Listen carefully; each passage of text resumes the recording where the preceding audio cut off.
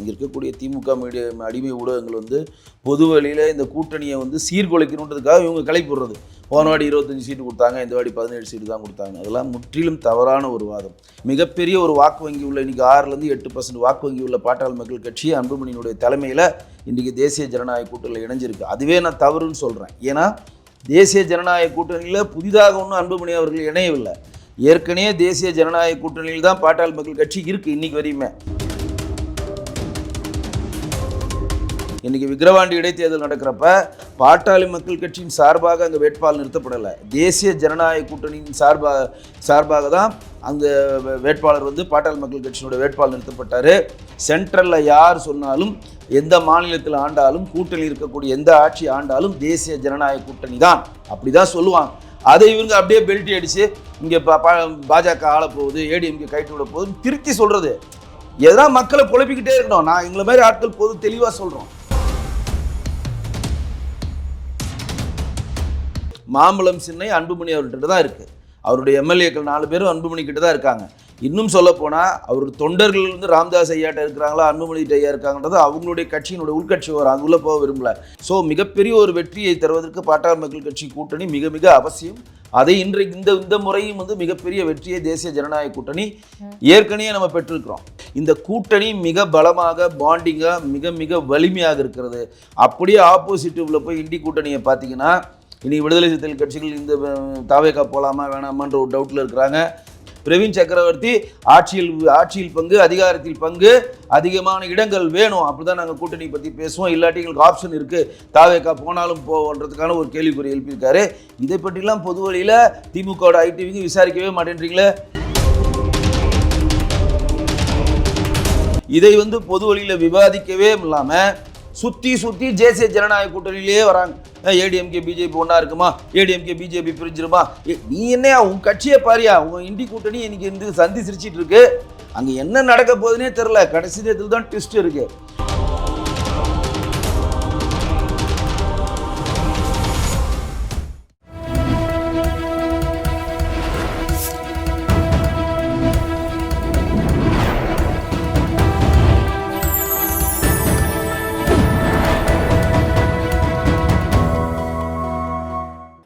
நேயர்களுக்கு வணக்கம். இன்று நம்முடன் நேர்காணலில் இருப்பது அரசியல் விமர்சகர் வெங்கடேசன் அவர்கள். சார் வணக்கம். வணக்கம் சார். இப்போ 2026 சட்டமன்ற தேர்தலில் அதிமுகவும் பாமகவும் கூட்டணி வைக்கிறாங்க. கடந்த ஆண்டு நடந்த தேர்தல் சீட்டு ஒதுக்கீட்டை விட இந்த ஆண்டு கம்மியாக நடந்திருக்காங்க. அதிமுகவில் இருந்து 17 சீட்டுகள் தான் வந்து பாமகவுக்கு ஒதுக்கியிருக்காங்க. இதை பற்றி நீங்கள் என்ன நினைக்கிறீங்க? கடந்த முறை வந்து 23 சீட்டுகள் ஒதுக்குனாங்க. அந்த முறை வந்து 5 சீட்டுகள் வென்றெடுத்தாங்க. இந்த முறை வந்து 17 சீட்டுன்றது பொது வழியில் மீடியா சொல்லுவது தவிர அதிகாரப்பூர்வமாக தேசிய ஜனநாயக கூட்டணியில் எங்கேயும் அறிவிக்கப்படலை. இங்கே இருக்கக்கூடிய திமுக அடிமை ஊடகங்கள் வந்து பொது வழியில் இந்த கூட்டணியை வந்து சீர்குலைக்கணுன்றதுக்காக இவங்க கிளை போடுறது. போன வாடி 25 சீட்டு கொடுத்தாங்க, இந்த வாடி 17 சீட்டு தான் கொடுத்தாங்க. அதெல்லாம் முற்றிலும் தவறான ஒரு வாதம். எத்தனை சீட்டு கொடுக்க போகிறாங்க அப்படின்றதுக்கான பேரங்கள் நடந்துகிட்டு இருக்கிறது.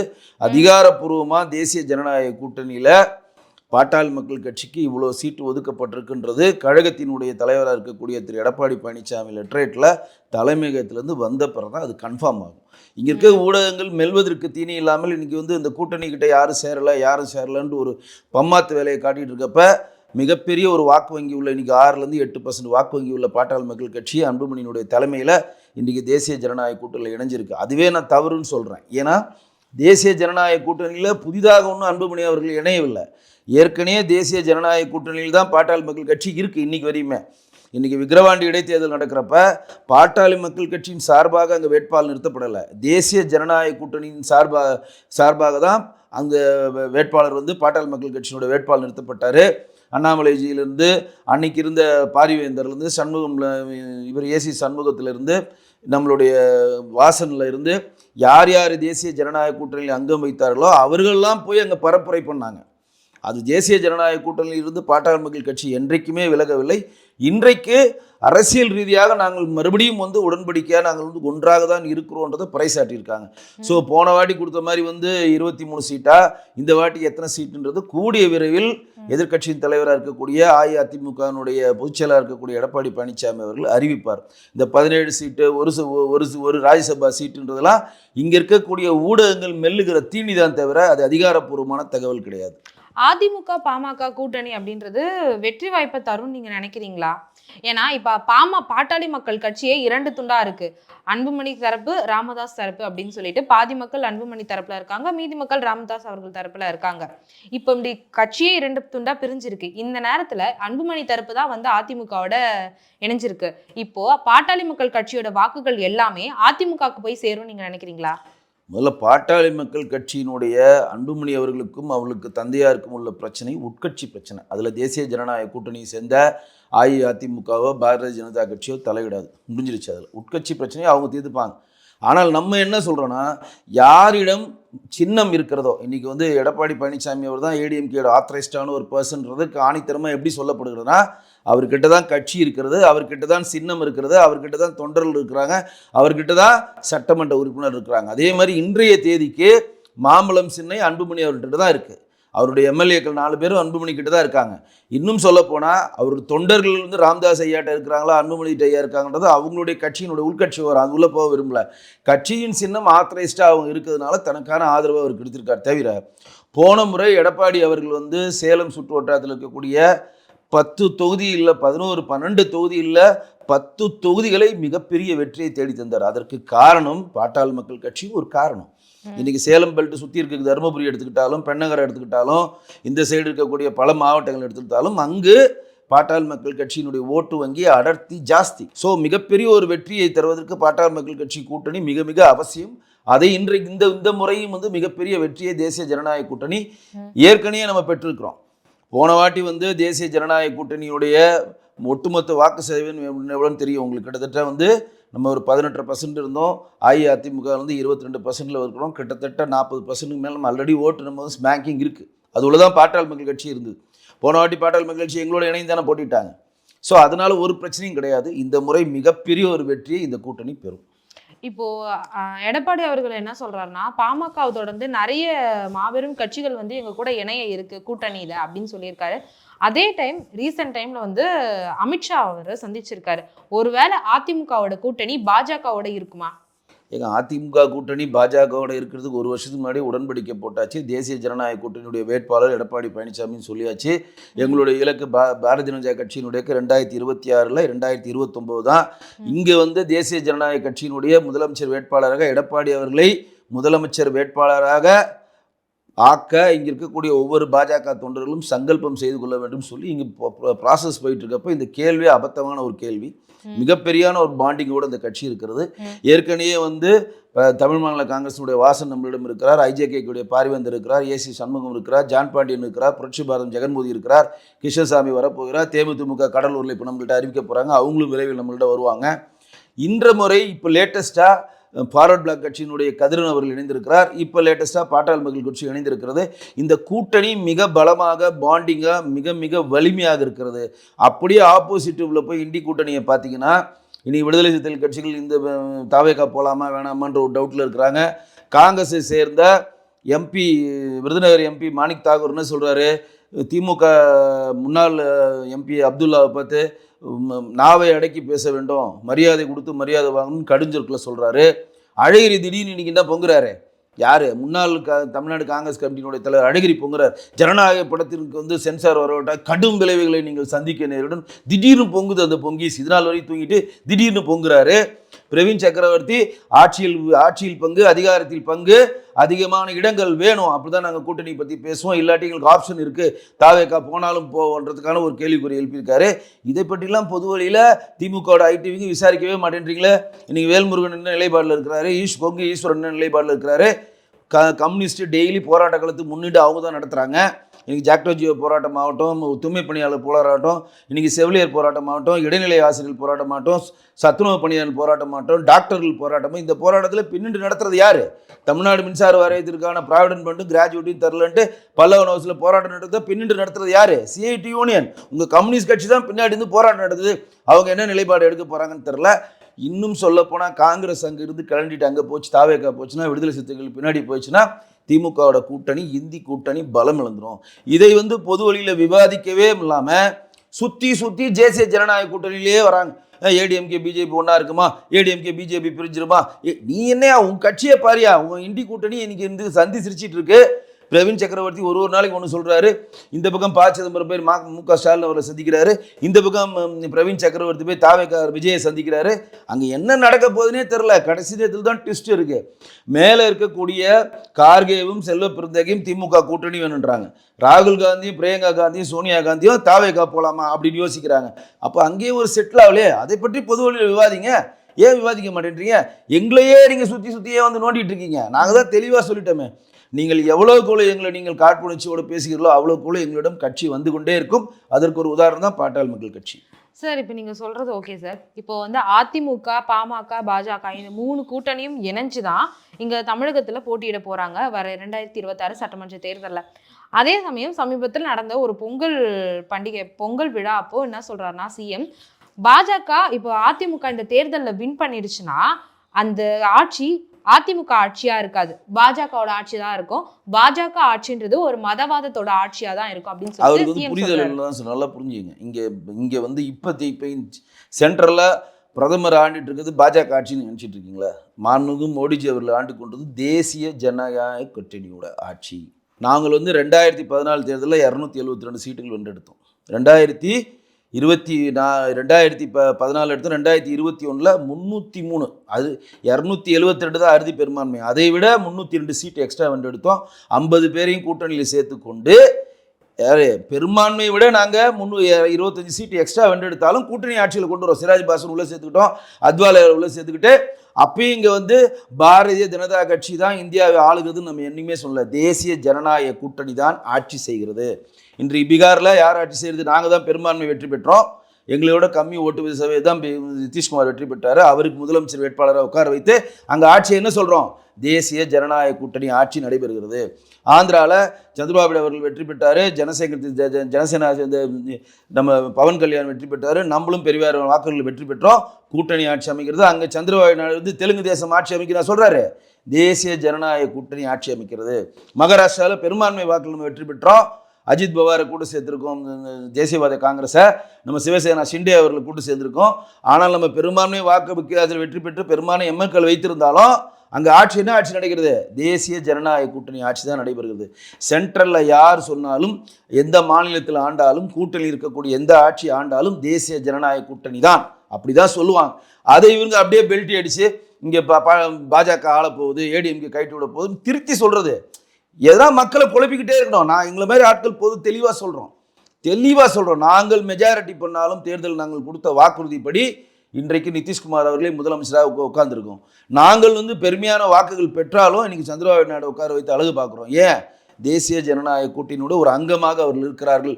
நாம் எங்கே ஆட்சி செஞ்சாலும் அது தேசிய ஜனநாயக கூட்டணியுடைய ஆட்சி தான். கூட்டணியில் இருக்கிறப்ப இப்போ நாங்கள் டெல்லியில் தனிப்பெரும்பான்மையாக வெற்றி பெற்றோம்னா பாஜக ஆட்சி, தனிப்பெருமையாமே வெற்றி பெற்றால் அது பாஜக. ஹரியானால தனிப்பெருமையாக வெற்றி பெற்றோம், அது பாஜக ஆளுகிறது. கூட்டணி பலத்துடன் நாம் எங்கெங்கு கூட்டணி வைத்து வெற்றி பெறுமோ அது தேசிய ஜனநாயக கூட்டணி ஆட்சி தான். அதில் எந்த ஒரு மாற்றம் கிடையாது. 2024 நாடாளுமன்ற தேர்தலில் வந்து அதிமுகவும் தேமுதிகவும் கூட்டணி வச்சு தேமுதிக சைடு வந்து எந்த பெருசா வெற்றியும் பார்க்கல அப்படின்ட்டு இருக்கிற ஒரு பட்சத்துல இந்த டைம் வந்து அதிமுக சார்பில் வந்து தேமுதிகக்கு வந்து கம்மியான சீட்டுகள் ஒதுக்கி இருக்காங்க. அதுக்கு வந்து தேமுதிகக்கு இத்தனை சீட்டுகள் வழங்கின கட்சி நல்லாவே இருக்காது அப்படின்னு சொல்லிட்டு வந்து பிரேமலதா விஜயகாந்த் வந்து ஒரு சாபம் விடுற மாதிரி பேசியிருக்காங்க. அதை பத்தி நீங்க என்ன நினைக்கிறீங்க? பொது வழியில திமுகவை மறைமுகமா சொல்றாங்க, திமுகவை தான் சொல்றாங்க அவங்க. அப்ப அவங்க அதிமுகவை சொல்லல. அது அதிமுக சொல்லவே இல்லைங்க. இன்னும் தேமுதிக தன் நிலைப்பாடை அறிவிக்கல. இப்போ கடலூர் மாநாடு 9ஆம் தேதி நடக்க போகுது. அந்த மாநாடு முடிஞ்சவன தான் அறிவிக்கிறேன்னு சொல்லியிருக்காங்க. அவங்களுக்கு என்ன மாதிரி சீட்டுகள் வேணும் அவங்க ப்ரிஃபர் வைப்பாங்க. அது தேசிய ஜனநாயக கூட்டணி ஏற்றுக்கணும்.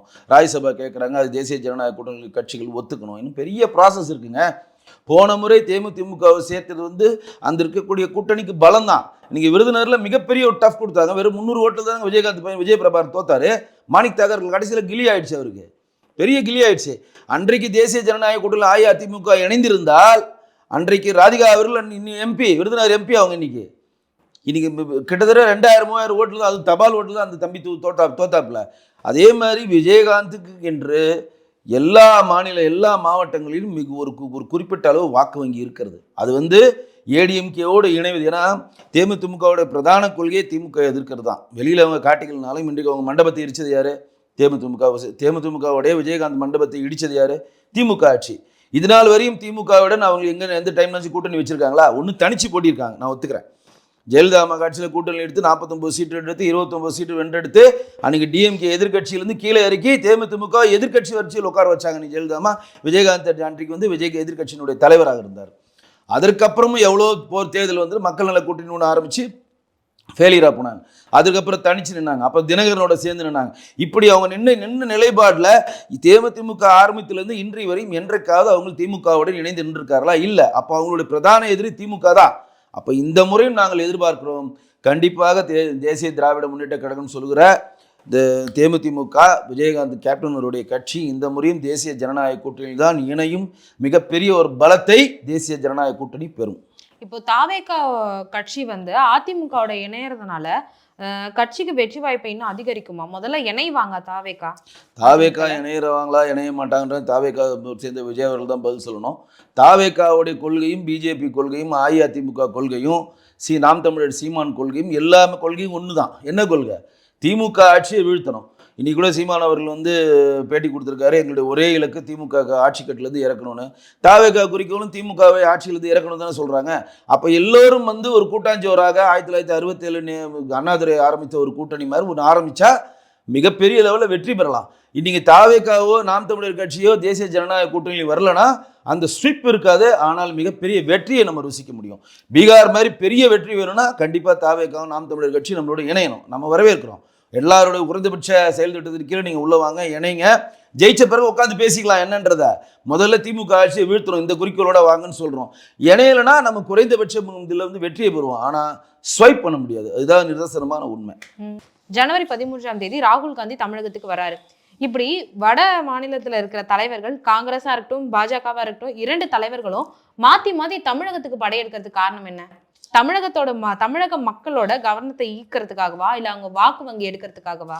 இல்லைங்க, இது எலெக்ஷன் வந்தால் எல்லா தலைவரும் வர்றது வந்து நடைமுறையாக நடக்கக்கூடிய ஒரு விஷயம் தாங்க. இன்னைக்கு வந்து மேற்கு வங்க கண் துடைப்புக்காக வந்துட்டு போகிறாங்களா? கண் துடைப்புலாம் அதில் கிடையாதுங்க. மேற்கு வங்கத்தில் இப்போ எலெக்ஷனுக்காக அமித்ஷா அடிக்கடி போகிறாரு, தமிழகத்துக்கு வராரு. மோடி அவர்கள் கூட இப்போ கன்னியாகுமரியில் மகளிர் மாநாடு மிகப்பெரிய லெவலில் 20ஆம் தேதி பண்ண போகிறாங்க, வரப்போகிறாங்க. எல்லாமே வந்து எலெக்ஷன் டைமில் அதிகமான கான்சன்ட்ரேட் பண்ணுவாங்க. இதில் ஒன்றும் தவறு இல்லையா? எல்லாமே வந்து இந்த இந்த இந்த ஒவ்வொரு கட்சியும் தன் கட்சி இது ஜெயிக்கணும், தன் கட்சியை அடுத்த கட்டத்துக்கு நகரணும், தன்னாலான பணிகளை கட்சிக்கு செய்யணும், தன்னாலான பங்களிப்பை கட்சிக்கு கொடுக்கணும். ஒவ்வொரு தலைவர் நினைக்கிறதுனா தவறு இருக்குது. இப்போ பிஜேபி நீங்கள் அப்படி சொல்கிறது ஒத்துக்க மாட்டேன். ஏன்னா உங்களுக்கு நிறைய பேருக்கு தெரியாது, மாதம் தேசிய தலைவர்கள் மாதம் 2 முறை 2 தேசிய தலைவர்கள் பிஜேபிக்கு வருவாங்க, இங்கே வருவாங்க. இங்கே இப்போ கூட பாருங்கள், அமித்ஷா அவர்கள் வந்து புதுக்கோட்டையில் கூட்டம் பேசிகிட்டு இருக்காரு. அதே நாளில் வேளாண்மை மாநாடு ஈரோட்டில் சிவராஜ் சவுகான் இருக்கிறாரு. யாருன்னா தெரியுமா? இங்கே நிறைய பேருக்கு இங்கே இருக்க ஊடகங்களை தெரியப்படுத்தலை. இங்கே இருக்க ஊடகங்கள் அதை மூடி மறைக்கிறது. தமிழ்நாட்டில் மாதம் அங்கே இருக்கக்கூடிய சென்ட்ரல் மினிஸ்டர் சேர்ந்த 2 பேர் இங்கே வந்துட்டு தான் இருக்காங்க. பிஎஸ் கோயல் வருவார், அஸ்வினி வைஷ்ணவ் வருவார், தர்மேந்திர பிரதான் வருவார். இப்போ காசி சங்கமத்துக்கு தர்மேந்திர பிரதான் வந்தாரா இல்லையா? இங்கே யாருன்னா சொன்னாங்களா? அதை அஸ்வினி வைஷ்ணவ் இங்கே ரயில்வே திட்டங்கள் தொடங்க போனால் அஸ்வினி வைஷ்ணவ் வராரா இல்லையா? இங்கே யாருன்னா சொல்கிறாங்களா? சொல்ல மாட்டாங்க. பிஎஸ் கோயல் வராரு, நம்ம ஜெயராம் மெக்கால் வராரு, சட்டத்துறை அமைச்சர் வராரு, அப்புறம் வந்து முரளிதர் கோட்டா வராரு, அரவிந்த் மேனன் வராரு. எல்லாம் வந்துக்கிட்டு தாங்க இருக்காங்க. இங்கே இருக்கக்கூடிய ஊடகங்கள் என்ன பிரச்சனைனா, ஒட்டுமொத்த பிரிண்ட் மீடியாவும் ஒட்டுமொத்த டிஜிட்டல் மீடியாவும் ஒட்டுமொத்த சேட்டலைட் மீடியாவும் திமுக பெரிய விலை கொடுத்து அதிகார பலத்துடன் வாங்கி வைத்துக்கொண்டு அவர்களுக்கான நிகழ்வை மட்டும் பொதுவெளியில் பெரிதுபட்டு மற்ற நிகழ்வுகளை சிறுமைப்படுத்துவதனால தான் அந்த விளைவு. அதையும் மாறி அந்த தடையும் மீறி நாங்கள் ஜெயிப்போம் அப்படின்றதுதான் நிதர்சனமான உண்மை. சார், இப்போ சமூக வலைதளங்கள் பக்கத்தில் நம்ம போய் பார்க்கும்போது ராகுல் காந்தி அவர்கள் வருகை அப்படின்றது தாவேகாவோட கூட்டணி வைக்கிறதுக்கா இல்லையா, அவரோட விஜய் கூட பேச்சுவார்த்தை நடக்கிறதுக்கு தான் வராங்க அப்படின்ற மாதிரி இருக்கு. அதை பத்தி நீங்க என்ன நினைக்கிறீங்க? இல்லை, தாவேகாவோட கூட்டணி வைக்கிறதுக்காக தான் ராகுல் காந்தி வரதெல்லாம் நான் ஏற்றுக்கொள்ள மாட்டேன். ராகுல் காந்தி வந்து இந்தியாவில் இருக்கக்கூடிய ஒட்டுமொத்த காங்கிரஸ் கட்சியினுடைய மிகப்பெரிய ஒரு தலைவருங்க. அவர் போய் தம்மா தூண்டு தாவேகா விஜய் கிட்ட வந்துலாம் பேச மாட்டாருங்க. அதெல்லாம் வாய்ப்பே இல்லை. அவங்க கட்சியை பலப்படுத்த வர்றாரு. அதிகமான சீட்டு மாண்பு முதலமைச்சர் மு க ஸ்டாலின் ஒரு அழுத்தம் கொடுக்கறதுக்காக வரலாம், இந்த முறை எனக்கு வாய்ப்பு கொடுக்கணும் வரலாம். இன்று பல காரணங்கள் இருக்கும். ஒரு கட்சியினுடைய மிகப்பெரிய ஒரு தலைவராக இருக்கிறவர் வந்து தாவேக்கான இன்றைக்கு அன்டெஸ்டட் பேபிகிட்ட போய் 1-to-1 உட்காந்து பேசுறதெல்லாம் அதெல்லாம் சும்மா நடக்காத காரியம். இருக்கக்கூடிய தாவேக்காவோட விசிலட்சா குஞ்சுகளை எடுத்து விடுறது, எங்கள் தலைவர்கிட்ட பேச ராகுல் காந்தியை வரப்போறாங்க, அதெல்லாம் நடக்கவே நடக்காது. அவர் ஒரு மிகப்பெரிய ஒரு லீடருங்க. ஒரு பிரதமர் வேட்பாளராக முன்னிலைப்படுவது 100 எம்பிகள் கொண்ட ஒரு கட்சி. இன்னைக்கு பிஜேபிக்கு அதிகமான உறுப்பினர்கள் கொண்ட கட்சி. இந்தியாவை கிட்டத்தட்ட 60-70 வருடம் ஆண்ட கட்சி. அந்த லீடருக்கு இருக்க ஒருத்தர் வந்து இங்கே 1 to 1 பேசுவாங்க, ஏற்றுக்கொள்ள முடியாது. இங்கே இருக்கக்கூடிய ஆட்கள் அதை மிகைப்படுத்தி சொல்லுவாங்க, அவ்வளோதான். முதல் கட்ட தலைவர்களோ இரண்டாம் பிரவீன் சக்கரவர்த்தி, ராகுல் காந்தி பிரதிநிதி தான் அவர். பிரவீன் சக்கரவர்த்தி யார்? ராகுல் காந்தி முகமாக அறியப்படுவர், ராகுல் காந்திக்கு வியூக அமைப்புக்கு சொல்லிக் கொடுப்பவர், ராகுல் காந்தியோடைய எல்லா கணக்கு வழக்குகளும் அவர் தான் கூட பார்க்குறாரு, அவர் ட்விட்டர் ஹேண்டில் பண்ணுறாரு, அவர் தான் போடுறாரு. நான் இன்றைக்கி விஜயை சந்திச்சுட்டு வந்தால் என்ன பண்ண முடியும்னு போடுறாரு. என்ன பண்ண முடியும் நீங்கள்? அதேமாதிரி ஜி வேணுகோபால் அவர் போய் சந்திக்கிறாரு. சோனியா காந்தி நிழலாக இருக்கிறவங்க கேரளாவை சேர்ந்தவர் அவரும் சந்திக்கிறாரு. அந்த மாதிரி இரண்டாம் கட்ட லீடர் தாங்க சந்திப்பாங்க தவிர 1 to 1 ராகுல் காந்தி வந்து விஜயை சந்திக்க வரான்றது ஃபைனலைஸ் ஆகி எல்லாம் முடிஞ்சு கூட்டணிலாம் முடிஞ்சு ஒரே மேடையில் தோன்றப்ப வேணால் கை தூக்கலாம். கூட்டணிக்கெலாம் அவ்வளோ பெரிய லீடர் வருவான்றதை ஏற்றுக்கொள்ள முடியாது. சரி சார், அரசியல் வட்டாரங்களை பற்றி தெளிவான தகவல்களை எங்கள் கூட பகிர்ந்துக்கிட்டதுக்கு ரொம்ப நன்றி சார். நன்றி.